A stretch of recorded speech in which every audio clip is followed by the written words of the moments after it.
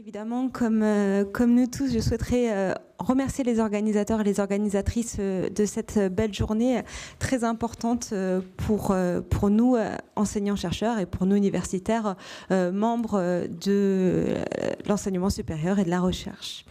Mon point de vue par rapport aux deux précédentes prises de parole sera un tout petit peu différente.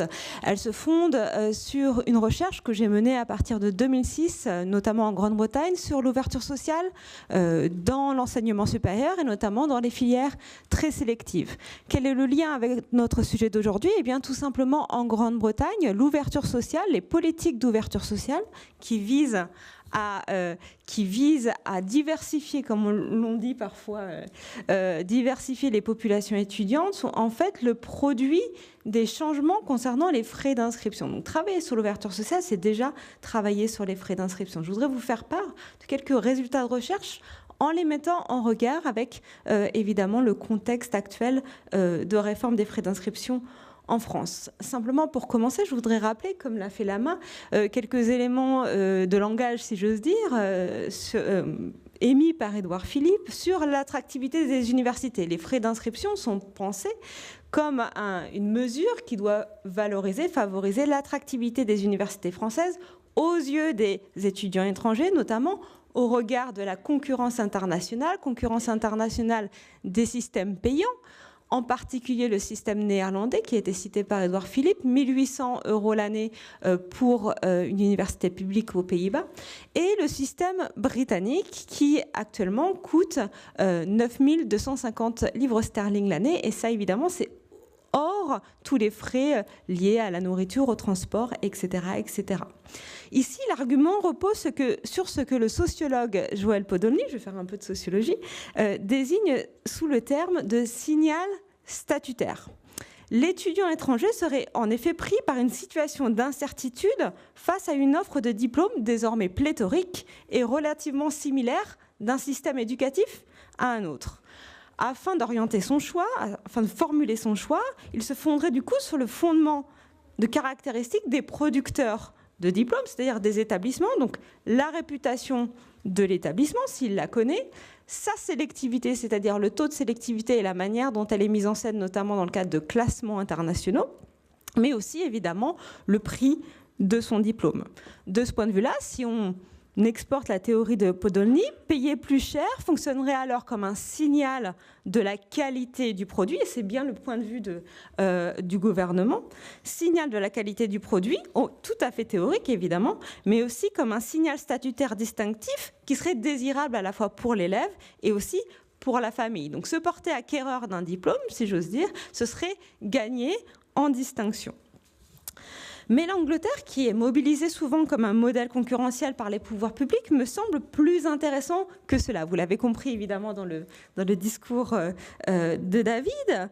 Elle est intéressante parce qu'elle a mis en œuvre donc, une politique d'expansion extrêmement rapide des frais d'inscription entre 1997, donc là on parle de l'accès de Tony Blair au pouvoir, gouvernement travailliste donc, ou néo-travailliste, jusqu'à aujourd'hui.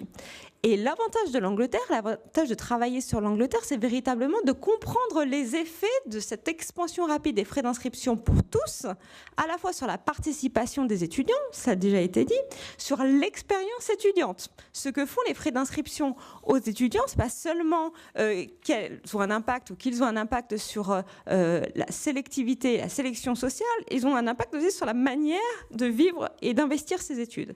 Et enfin, évidemment, ces frais d'inscription ont un impact sur la structure même des universités et sur les personnels qui y travaillent. Quelques éléments de contexte, encore une fois, ça a déjà été dit brièvement par David. Donc, Tony Blair arrive au pouvoir en 1997, il reprend une vieille idée conservatrice sur l'augmentation des frais d'inscription, pour les raisons qui ont déjà bien été étayées. En 2000, les frais d'inscription passent à 1 000 livres sterling par an, puis 3 000 livres sterling par an en 2004, entre 2010 et 2012, avant de passer à 9 000 livres sterling par an. Tout cela, évidemment, ne compte pas tous les frais de transport, de nourriture, etc. etc. Aujourd'hui, les frais d'inscription dans une université anglaise, c'est aux environs de 9 250 livres sterling, comme je vous l'ai dit. Le discours de justification est alors le suivant. Le système éducatif secondaire étant désormais massifié et en période d'instabilité financière, l'ESR n'est plus considéré comme un bien public, mais véritablement comme un bien privé. Et pourquoi ? Parce qu'il est plus avantageux pour les familles que pour la société en général. De ce point de vue-là, la réforme, encore une fois, s'accompagne de mesures incitatives pour l'ouverture sociale, sous la pression en fait de quelques backbenchers, c'est-à-dire de députés travaillistes qui sont encore acquis à l'ancienne ligne du parti travailliste et qui demandent en fait que pour compenser les frais d'inscription, la hausse des frais d'inscription, on mette en place des politiques d'ouverture sociale. Par ailleurs, on met en place une politique de prêts gouvernementaux qui permettent à l'étudiant de ne rembourser sa dette que lors de l'accès sur le marché du travail, à la condition d'avoir un salaire d'environ 25 000 livres sterling l'année. Ces mesures ont évidemment immédiatement un effet sur la participation des étudiants. Et là, je reprends des chiffres et des analyses d'une sociologue qui s'appelle Claire Callender, que vous citez aussi chez Acide, dans le petit livre Acide. Elles ont un effet, alors moins sur les licences à plein temps, que sur tout un ensemble, toute une kyrielle d'établissements et d'offres de formation relatifs à l'enseignement technique et professionnalisant. En Angleterre, l'offre de formation et l'offre d'établissement est extrêmement stratifiée. Vous avez des établissements extrêmement prestigieux qui, Oxford et Cambridge pour ne pas les citer, les universités de Londres, de Manchester, etc. Mais vous avez aussi toute une kyrielle d'établissements qui accueille Further Education Programs, on les appelle comme ça, qui accueillent en fait en majorité des élèves de milieux populaires, mais aussi des élèves salariés à temps partiel, parce qu'ils offrent justement des diplômes, des licences à temps partiel et à mi-temps.